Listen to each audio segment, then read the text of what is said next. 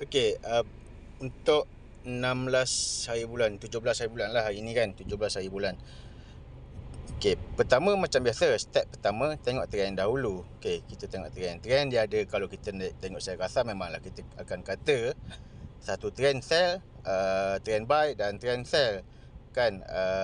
Tapi dia sebenarnya kalau macam ini kita panggil satu trend sahajalah, sebab ini dia pergi, lepas tu dia buat HSR and then dia berjaya melepasi HSR. Maknanya kat sini kita panggil dia berjaya buat HST dia balik lah kan. Dia berjaya buat HST. Bahasa mudah dia lah kan. Janganlah kau cakap bang, itu kan dalam pot, nak mudahkan faham. Okey, jadi kita akan anggap dia sebagai satu je. Okey, kita ada satu trend je, ujung dia dekat sini kan. Ujung dia, shadow yang paling ujung adalah yang dekat sini. Dan yang ini memang ada trend, yang ini memang ada trend. Cuma dia kata walaupun dia buat trend, body dia tak berjaya melepasi shadow yang ini. So kita tak ambil TK yang dekat sini. Sepatutnya kita tak ambil sangat. Okey, jadi bila kita tengok dekat sini, okey, trend dia macam ini kan. Kita carilah apakah DSB bila trend sell, kita akan cari DSS dulu. DSS dahulu. Jadi dekat ujung ini apa TK sell. Jangan cari TK buy, sebab trend sell cari TK sell. Apa trend sell yang ada candle sell, lepas tu candle sell, lepas tu candle buy. Kat sini ada TK. Bukan kita nak ambil pada awal trend, tapi sebab daripada ujung candle sell, candle buy. Kat sini bawah ada TK. Ini TKU dominan, TKU dominan ataupun engulfing sell. Okay. Jadi bila ada engulfing sell, okay, satu, kita akan tahu, okay, dalam kepala kita, kalau dia tak jadi, dia nombor 2. Okay. Kalau dia tak jadi, dia nombor 2. Disebabkan dia sell, dia jadi S. Okay. Jadi adakah dia menjadi diamond step? Yang ni lah yang kita akan tengok. TKU 1 jam, lepas tu 2 jam, lepas tu dia tak jadi. Dia tak sambung, dia tak lepaskan. 2 jam sahaja. Dekat sini kita boleh marking pada shadow dia lah, pada low dia.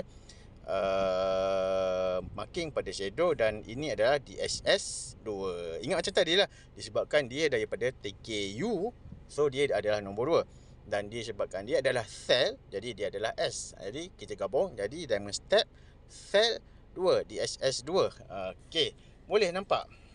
Boleh nampak. And then tadi kata ada DS 5. DS 5 saya kena fikir dululah. Kita kena tengok 6, 7, 8 9, 10, 11, 12, 1, 2, 3, 4, 5, 6, 7 kat sini. 8, 9, 10, 11. Boleh lagi 11. Okey, dalam range UO lagi kan. Buy, 2 buy ini adalah jam 10 dan jam 11 adalah dalam UO lagi. Tapi adakah dia menjadi trend selepas itu? Bolehlah kita katakan, walaupun tak berapa nak cantik sangat lah, sebab dia tak lepas kat sini. Kalau dia lepas, confirm, maknanya ini memang cantik. Kita boleh katakan dia sebagai DSS. Kat sini kan ada trend kan. Kat sini ada trend yang konsep dia sama macam tadi. Zap, zap turun, repair waktu UO dan disambung. Disambung. Yang ni dia turun, dia repair waktu UO dan dia tak sambung sangat lah, sebab tak lepas kat sini. So nak katakan DSS 5, DSB 5 pun tak juga. Tapi nak marking boleh kan. Kita nak kata DSS 5 boleh lah. Boleh lah kan. Dan kalau kita tengok dekat sini, kita ada satu lagi candle buy kat sini. Kat sini yang menjadi masalah. Memang kalau kita ambil pada 2 candle ini adalah TKU. Ini adalah TKU buy, dan TKU buy ini 1 jam sahaja. Okey, kita try tengok dekat sini. TK yang kita ada adalah TKU buy. Jadi nombor 2. Dan kita nak tengok kelemahan pada ke arah buy kan, Jadi dia akan menjadi B ataupun buy kan. Okey, yang ketiga kita akan tengok betul tak dia jadi diamond step. So TKU ini hanya 1 jam, dia tak sempat jadi 3 jam. 3 jam macam ni. Contoh TKU, ini TKU kan, TKU sell 1 jam, 2 jam, 3 jam. Lengkap lah dia punya trend. Sepatutnya lah kan.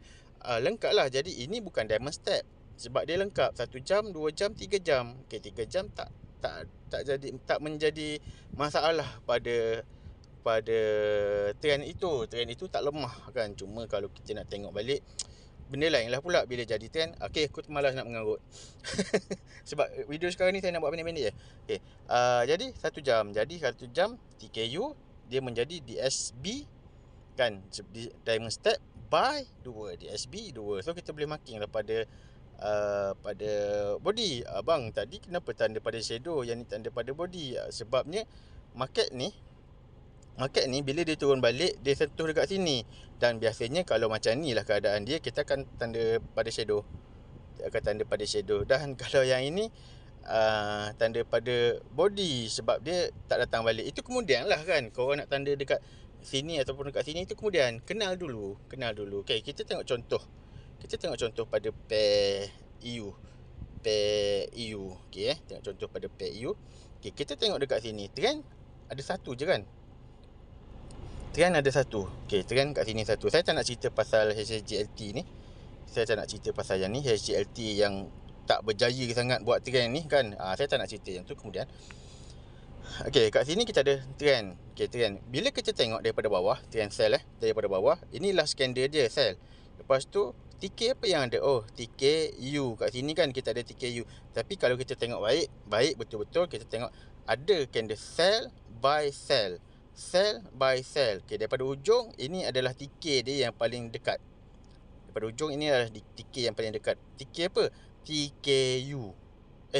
TK 3CB sell. So 3CB 1, 2, 3 3CB dia terus mati tau. Maksudnya kat sini kita nampak memang betul-betul gagal lah kan. DSB 3 lah, DSS 3 lah. Okay, nombor 3 sebab 3CB 3CB nombor 3. Dan trend dia adalah ke sell, jadi S. Okay, dan dia menjadi diamond step. Jadi diamond step sell 3. So kat sini pun kita boleh marking lah. Kita boleh marking pada low.